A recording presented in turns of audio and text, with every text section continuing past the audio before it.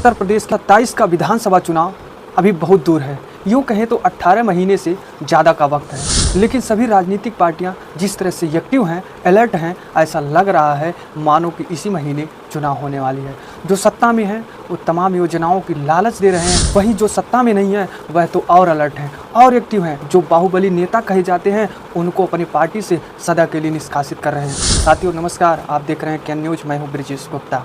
दोस्तों, इस साल चुनाव विधानसभा का बिहार में होने वाला है, लेकिन जिस तरह से उत्तर प्रदेश की राजनीतिक पार्टियां, उत्तर प्रदेश के नेता एक्टिव हैं, ऐसा लग रहा है कि बिहार नहीं बल्कि हमारे उत्तर प्रदेश में विधानसभा के चुनाव होने वाली है।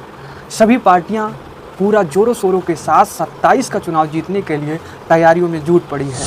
उत्तर प्रदेश की राजनीतिक पार्टियों में बात करें तो सबसे पहले मैं बात करता हूं जो इस समय सत्ता में नहीं है।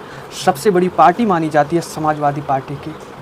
समाजवादी पार्टी सबसे ताकतवर पार्टी मानी जाती है उत्तर प्रदेश में। ताकतवर पार्टी इसलिए मानी जाती है क्योंकि मैं बता दूं, लोकसभा 2024 के चुनाव में बीजेपी कहा जाता है राज्य से लेकर केंद्र तक कुर्सी जमाई हुई है, उसी बीजेपी को जो है समाजवादी पार्टी ने उत्तर प्रदेश में हरा दिया था। लेकिन मैं जानता हूं कुछ लोग यह कहेंगे कि समाजवादी पार्टी कांग्रेस के साथ मिलकर इंडिया गठबंधन में शामिल थी, इसलिए इस तरह से प्रदर्शन किया था।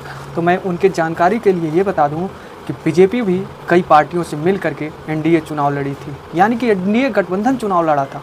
उस एनडीए गठबंधन में भी कई पार्टियां शामिल हैं हमारे उत्तर प्रदेश में, जैसे निषाद पार्टी के शामिल है, सुहेलदेव पार्टी शामिल है, ऐसे कई पार्टियां शामिल हैं।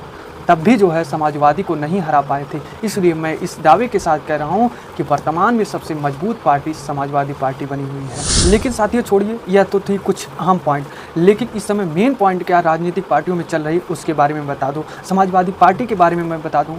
साथियों, समाजवादी पार्टी इस समय उत्तर प्रदेश में जो बाहुबली नेता कहे जाते थे समाजवादी पार्टी के उत्तर प्रदेश के नेताओं में, उन नेताओं को अपनी पार्टी से सदा के लिए निष्कासित कर रहा है। जिसमें से मैं कुछ बाहुबली नेताओं की बात करूं जिन्हें पार्टी अब भविष्य में कभी अपनी पार्टी में शामिल नहीं करेगी, अपने पास नहीं रखेगी, उनको सदा के लिए बहिष्कार कर दिया है। जिसमें से पहले एक बाहुबली नेता कहे जाने वाले हैं जो गोसाईगंज विधानसभा से हैं, अभय सिंह। अभय सिंह को समाजवादी पार्टी ने निष्कासित कर दिया सदा के लिए। वहीं दूसरे कद्दावर विधायकों में बात करें, गौरीगंज के विधायक हैं राकेश प्रताप सिंह, इनको भी समाजवादी पार्टी ने अपनी पार्टी से निष्कासित कर दिया सदा के लिए। वहीं तीसरे सबसे ताकतवर कद्दावर कहे जाने वाले विधायकों में बात करें तो मनोज कुमार पांडे जो ऊंचाहार से विधायक थे, उनको भी पार्टी सदा के लिए अपने से निष्कासित कर दिया है। इन तीनों विधायकों को निकाल करके इन पे आरोप समाजवादी ने यह लगाया है कि यह पूरी तरह से पार्टी को नकारात्मक रूप देखते थे।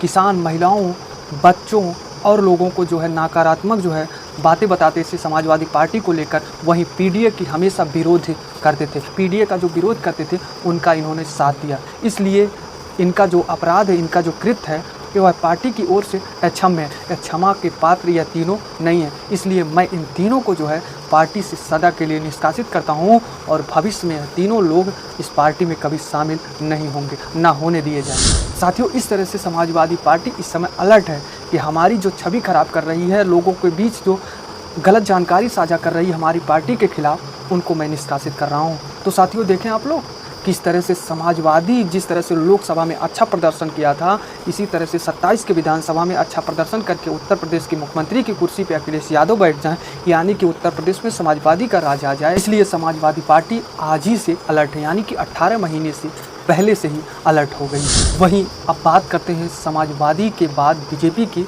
तो मैं स्वयं कह दिया ना कि बीजेपी की इस समय जो है तमाम योजनाओं की लालच दिया जा रहा है कि मैं यह करूंगा, मैं यह योजना दूंगा, ताकि 27 में जो यह लोकसभा 2024 में हार का सामना था वह फिर 27 में ना हो और बीजेपी की सरकार ही बनी रहे।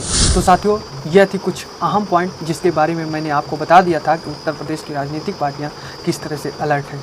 इस पर आप क्या कहेंगे कमेंट में ज़रूर बताएं, और समाजवादी की ऐसी काम पर आप क्या कहेंगे उसको भी कमेंट में ज़रूर बताएं।